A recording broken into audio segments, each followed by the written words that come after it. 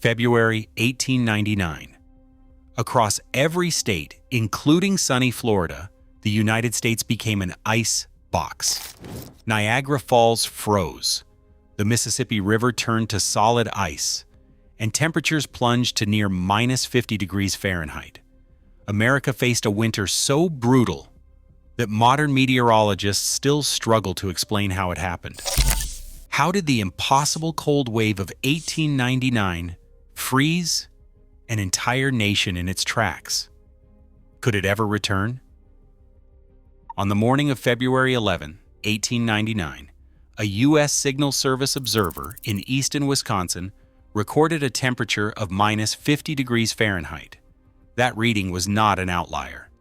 In the span of just a few days, verified lows near minus 50 degrees Fahrenheit swept across the northern plains and Midwest, in places like Woodruff, Utah, Camp Clark, Nebraska, and Greeley, Colorado, where all reported temperatures plunging below minus 45 degrees Fahrenheit. These were not mere anecdotes. They came from handwritten logbooks, checked and signed by government observers. The cold did not respect state lines. By February 12, all 45 states in the Union had reported sub-zero temperatures at some point during the outbreak. Even places accustomed to mild winters, California, Louisiana, and Georgia, saw the mercury drop far below freezing. The official records from the U.S. Weather Bureau, preserved on brittle paper and faded ink, confirm what newspapers breathlessly reported. The nation's thermometer had shattered its old limits. The impact on America's waterways was immediate and dramatic. The Mississippi River, the country's main commercial artery, froze bank to bank from St. Paul, Minnesota to Cairo, Illinois. By February 17, ice floes jammed the river all the way to New Orleans, sending thick slabs grinding into the Gulf of Mexico. In St. Louis, the river became a frozen highway, with crowds venturing out onto the ice. Ferry traffic halted, and steamboats sat locked in place, unable to move until the thaw, weeks later. Farther east, Niagara Falls transformed into a colossal sculpture of ice. Sheets of spray built up in layers, turning the falls into a white fortress. Photographs from the period show entire sections of the cascade immobilized, with only a thin trickle of water visible beneath the frozen mass. The spectacle drew crowds bundled in wool and fur, staring at a natural wonder brought to a standstill by the cold. In the south, the reach of the freeze was just as astonishing. The Florida Panhandle, accustomed to balmy breezes, recorded temperatures in the single digits. Tallahassee's official reading of minus 2 degrees Fahrenheit remains the coldest in state history. Orange trees split open from the ice, and snow fell as far south as Tampa and Fort Myers. For the first time, the entire nation, from the Canadian border to the Gulf Coast, lay locked under the grip of Arctic air. Each of these numbers and frozen landmarks tells the same story. This was not a local cold snap, but a continental event. The data, meticulously logged by U.S. Signal Service observers, left no doubt. The winter of 1899 had rewritten the record books, and the scale of the freeze would soon bring consequences that no region could escape. In the heart of Florida, the cold did more than surprise. It destroyed. On February 12, 1899, Tallahassee's thermometer read minus 2 degrees Fahrenheit, a number never seen before or since in the state's history. For a region built on sunshine and citrus, this was a disaster in slow motion. Orange groves that had survived generations of storms and heat withered overnight. The freeze was not gradual. It struck like a hammer. Ice crystals formed inside the fruit and split oranges on the branch. By dawn, entire orchards were blackened, the leaves brittle and glassy, the ground littered with ruined fruit. A grower near Tampa, quoted in the local paper, described the scene simply, "The entire crop is gone. All night, we heard the trees cracking." Such words were echoed across the state. In the groves near Gainesville and Palatka, workers tried to salvage what they could, but the damage was absolute. The USDA report that year estimated more than 80% of Florida's commercial citrus was lost, with some counties reporting total destruction. In the north, groves that had been replanted after the devastating freezes of 1894 and 1895 were wiped out again. The ground froze as deep as a foot in places, killing not just the fruit, but the very roots that anchored the trees. The economic shock was immediate and severe. Packing houses shuttered, rail shipments stopped, and small growers faced bankruptcy. The loss was measured not just in dollars, though the estimates ran into the millions, but in livelihoods and futures. Many families abandoned their farms, heading south in search of land less vulnerable to frost. The industry itself migrated, shifting its center of gravity from the old groves along the St. Johns River and around Orlando to the deeper reaches of Polk County and the Indian River region. Replanting began almost at once, but the path back would not be quick. USDA records show it took more than a decade for Florida's citrus output to recover to its former strength. The freeze of 1899 did not just kill trees. It ended a way of life for hundreds of small farmers and changed the shape of Florida agriculture forever. The scars lingered in the landscape and in memory. For those who lived through it, the sound of splitting trunks and the silence that followed became a symbol of nature's power to upend even the most established order. The state's identity as a land of endless orange groves was built on resilience. But the winter of 1899 proved that even the sunniest places can be brought low by the cold. In cities across the country, the cold became a silent killer. Newspapers filled with obituaries. Some entire families were found lifeless in their own homes, blankets piled high, but no warmth left to give. In Chicago, the police counted bodies in alleyways and tenements, victims of exposure who never made it to the next sunrise. The official numbers remain uncertain, but dozens died in just a few days, and the winter's toll would grow into the hundreds before the thaw. The reason was as much about fuel as it was about frost. Coal, the lifeblood of urban heat, stopped moving. Railroads froze in place, their engines locked by ice and snow. Coal yards emptied quickly, and when the last delivery failed to arrive, the city's poorest households faced impossible choices. In New York, families stripped their homes for anything that would burn: chairs, tables, sometimes even the floorboards. The sound of splitting wood replaced the usual city din. One Cincinnati obituary told of a mother who burned her children's bed frames to keep them alive, only to run out before dawn. The next morning, neighbors found the family huddled together, all gone. Children suffered most. In Philadelphia, several froze on their way to school, caught between the promise of shelter and the reality of a wind that cut through even the thickest wool. Hospitals overflowed with cases of frostbite and pneumonia. Churches opened their doors to the homeless, but there were never enough beds, never enough coal. The city's wealth offered little protection. Even in affluent neighborhoods, coal cellars emptied, and the rich found themselves burning heirloom furniture just to keep the pipes from bursting.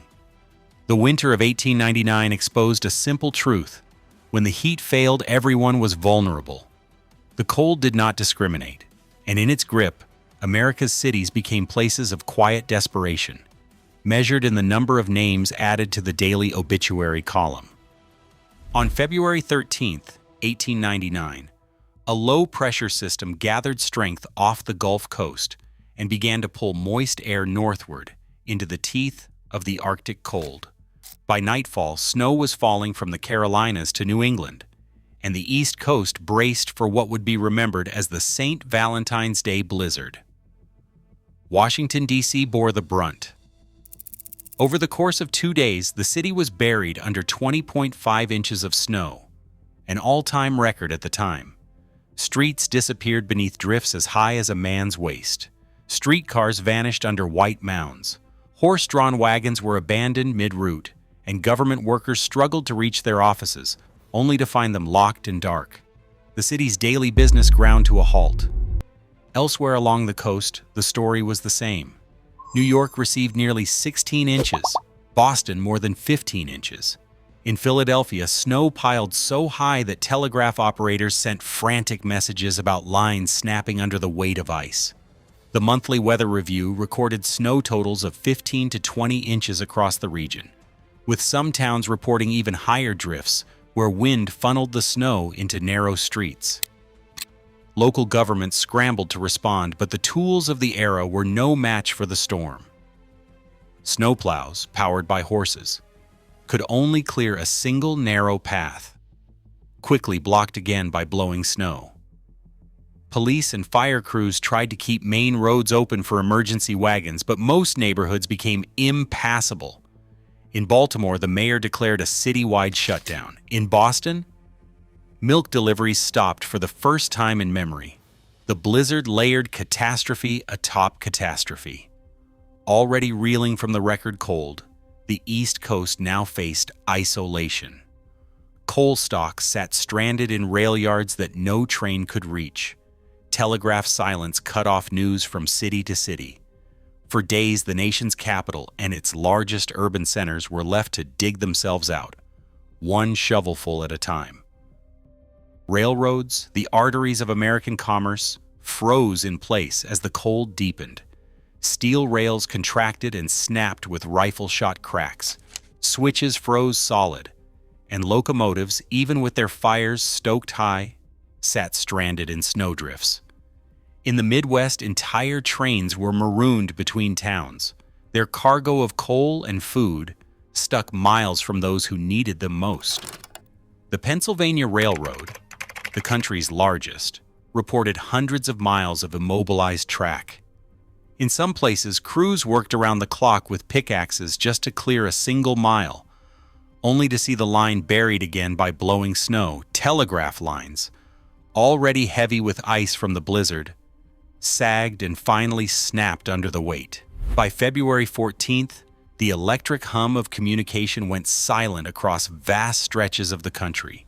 Messages between cities simply stopped. In New York, the Western Union office logged thousands of undelivered telegrams, while in Kansas and Nebraska, operators abandoned their posts, the wires above them hanging in frozen loops. For the first time since the telegraph's invention, America's cities and towns found themselves isolated, unable to share news or call for help. On the Great Plains, the disaster turned deadly for livestock. Temperatures of -40 and lower swept across the Dakotas, Nebraska, and Kansas. Ranchers woke to fields littered with the bodies of cattle, horses, and sheep, herds that had survived prairie winters for generations, now frozen where they stood. One rancher near Dodge City counted over 800 head lost in a single night. Across the region, the total number of dead livestock reached into the tens of thousands. The economic shock rippled outward, beef prices soared, and the spring roundups that usually filled the rail cars never came. The landscape itself became a graveyard, with carcasses frozen in place until the thaw. Everywhere the cold touched, systems failed. The nation's confidence in its machines and networks, trains, telegraphs, even the livestock that fed its cities, collapsed in the face of nature's force. The winter of 1899 exposed the limits of technology, leaving Americans to confront a world suddenly much larger, lonelier, and more dangerous than they had believed. In February 1899, the tools available to forecast the weather were as limited as the warmth in the air. The U.S. Signal Service, the nation's chief weather authority, relied on a scattered network of surface stations, no satellites, no radar, and no way to measure what was happening above the clouds. Observers in places like Easton, Wisconsin, recorded temperatures by hand, sending their reports by telegraph if the wires had not snapped under ice.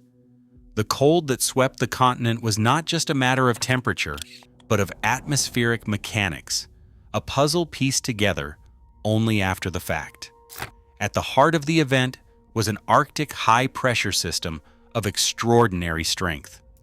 On February 11, a barometer in Swift Current, Saskatchewan, registered 1,064 millibars, one of the highest readings ever recorded in North America.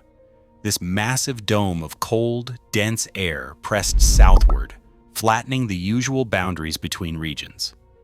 Without upper air soundings or modern reanalysis, the true shape and speed of this high remained a mystery to the scientists of the time. They could only watch as the isobars tightened on their crude synoptic maps, signaling a force they could not predict or stop. Modern meteorologists, looking back, find gaps in the data that no amount of hindsight can fill. The lack of observations over the western states and open ocean leaves uncertainties of several degrees and millibars in today's reconstructions. Still, the evidence is clear. The 1899 outbreak was driven by a perfect alignment of surface pressure, jet stream dynamics, and a deep trough that funneled Arctic air as far as Cuba. For the Signal Service observer, the science was both immediate and incomplete, a story written in mercury and ink, with the most critical details hidden above the clouds. As winter loosened its hold in March 1899, the thaw exposed a new disaster. Rivers already clogged with ice became ticking time bombs. Along the Mississippi, near Cairo, Illinois, a 30-mile ice jam burst on March 23rd, sending water and ice surging over levees. River gauges spiked 8 feet above flood stage in just hours. 3 bridges in Cincinnati were swept away as the Ohio River rose to a record 47.6 feet, carrying house-sized ice boulders downstream. St. Louis saw levees breached and entire neighborhoods inundated, while New Orleans docks were battered by debris from hundreds of miles upstream. The U.S. Army Corps of Engineers tallied more than $4 million in infrastructure losses. Bridges, railroads, and wharves were reduced to wreckage. Farmers lost 1/3 of their spring planting to fields drowned beneath ice-laden water. Engineers and city officials scrambled to repair the damage, but the scars would last for years. These cascading failures echo in the present. In February 2021, a deep freeze crippled Texas as power plants and natural gas lines froze, plunging over 4.5 million homes into darkness. The state's grid, managed by ERCOT, lost more than 50,000 megawatts of capacity in a matter of hours, nearly half its power supply. Rolling blackouts and burst pipes left residents without heat or water for days. The North American Electric Reliability Corporation and FEMA later warned that modern energy systems remain vulnerable to extreme cold, especially when infrastructure is not winterized. Their reports recommend hardening power plants, building strategic reserves, and improving emergency coordination. The lesson from 1899 is clear. When nature tests the limits of our systems, the cost of unpreparedness is measured not just in dollars, but in lives and livelihoods. Extreme cold once stopped America in its tracks. Today, our infrastructure and supply chains remain shockingly fragile, as seen during the 2021 Texas blackout, when millions lost power to a winter blast. Climate volatility is rising, not fading.